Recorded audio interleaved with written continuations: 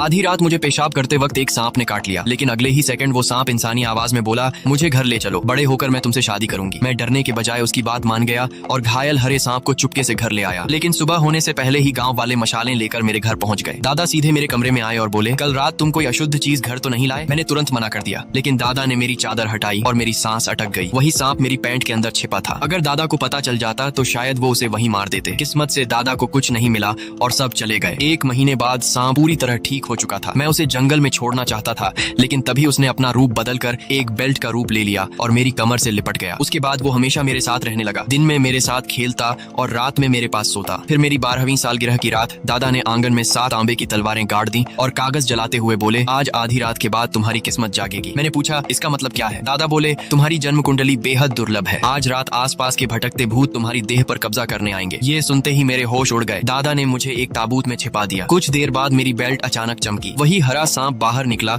और मेरे सीने से लिपट गया। अगले ही पल बाहर तेज हवाएं चलने लगी। ताबूत पर किसी चीज के पंजे पड़ रहे थे। चारों तरफ भूतों की चीखें गूंज रही थीं, लेकिन सांप को पकड़े हुए मैं उल्टा चैन से सो गया। सुबह दादा ने ताबूत खोला और घबराकर मुझे बाहर खींचा। पूरे गांव में 6 लोग मर चुके थे और उनके हाथों और माथे पर काले सांप जैसे निशान उग आए थे। दादा ने बताया, ये वही 6 लोग हैं जिन्होंने सालों पहले उस सांप को घायल किया था। मेरे दिमाग में तुरंत वही सांप आया। क्या उसने उन सबको मार डाला था? लेकिन ये कैसे संभव था? वो तो पूरी रात मेरे साथ ताबूत में था। तभी दादा ने मुझसे पूछ लिया, वो सांप कहाँ है? मैंने आखिरकार पूरी सच्चाई बता दी, लेकिन उसी वक्त पता चला कि मेरी कमर से बंधी बेल्ट गायब थी। दादा ने पूरा घर छान मारा, कुछ नहीं मिला। उन्होंने गुस्से में कहा, अब वो तुझे भी नहीं छोड़ेगा। मैंने जवाब दिया, वो मुझे कभी नुकसान नहीं पहुंचाएगा। दादा ने मेरी बात नहीं मानी। उन्होंने लो की छड़ी उठाई और मुझे पीटते हुए हवा में माफी मांगने लगे। बच्चा नादान है, महान देवता को माफ कर दो। आधे घंटे की मार के बाद मैं बेहोश हो गया, लेकिन आधी रात को अचानक मेरी आंख खुली। कमरे का दरवाजा खुला और अंदर एक बेहद खूबसूरत लड़की चली आई। चांदनी में उसका चेहरा किसी परी जैसा लग रहा था। मैंने पूछा, आप कौन है? वो मुस्कुराई, तुम मुझे जानते हो? वो मेरे पास आई और मेरे घावों को देखकर बोली, दर्द हो रहा है ना? मैंने कहा, नहीं। वो मुस्कुराई, मुझे पता है कि दर्द हो रहा है। उसने मेरे घाव ठीक कर दिए। फिर अचानक बोली, जब तुम बड़े हो जाओगे मैं तुमसे शादी करूंगी। मैं हैरान रह गया, सच? हाँ, लेकिन हमारे बारे में दादा को कभी मत बताना। अगली सुबह दादा ने मेरे लगभग ठीक हो चुके घाव देखे तो उनका चेहरा बदल गया। उन्होंने तुरंत गांव के फेंगशुई जानकार एयरबो को बुलाया। एयरबो ने मुझे देखते ही कहा, इस बच्चे पर मूत का साया है, 3 दिन के अंदर इसकी मौत हो जाएगी।